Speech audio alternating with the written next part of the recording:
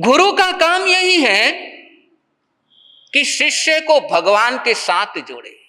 गुरु का काम होता है शिष्य को परमात्मा बना दे, सबके साथ जोड़ दे। गुरु वो नहीं होता कि सिर्फ अपने तक सीमित कर दे, कि बस मेरे दर्शन कर लिए और किसी के दर्शन करने की नहीं जरूरत, मेरी व्याख्यान वाणी सुन लेना और किसी की सुनने की नहीं जरूरत, मेरे को भोजन करवा देना और किसी को भोजन करवाने की नहीं जरूरत। ये गुरु के लक्षण नहीं है। एक भी संप्रदाय, एक भी परंपरा, समाज के अंदर एक भी झगड़ा ये तीर्थंकर के कारण नहीं है, ये धर्म गुरुओं के कारण है। और धर्म गुरु यदि एक हो जाए तो समाज में एकता पक्की है। भले ही हम यहां बैठ करके आपको बोलते हैं आप एक हो जाओ, एक हो जाओ, एक हो जाओ, नहीं होने वाले हो।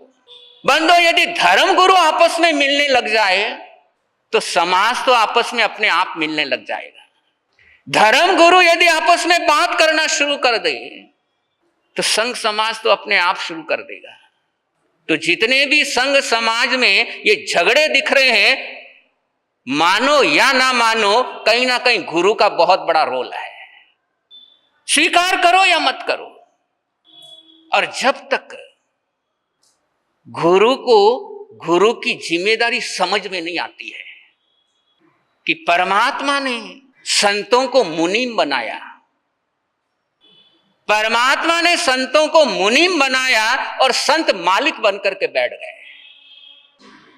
खुद को भगवान समझ बैठे, और तभी से ये रगड़े झगड़े शुरू हो गए। तो सामाजिक एकता, समाज के अंदर समन्वय, समाज के अंदर समरसता, समाज एक, ये सब कुछ समाज के जो कर्ता धर्ता है, समाज के जो कर्णधार है, उन पर डिपेंड रहता है, नेकी कॉमन पब्लिक के ऊपर। और जब तक समाज के कर्णधार एक ना हो, समाज की एकता हो ही नहीं सकती।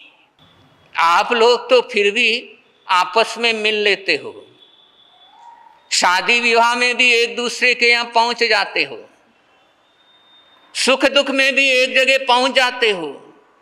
भले ही अपनी परंपरा का है या नहीं है, भले ही एक साथ हम मिलते हैं, धर्म स्थान में पहुंचते हैं या नहीं पहुंचते हैं, सुख दुख में पहुंच जाते हैं, फिर भी आपस में मिल जाते हैं। लेकिन धर्म गुरु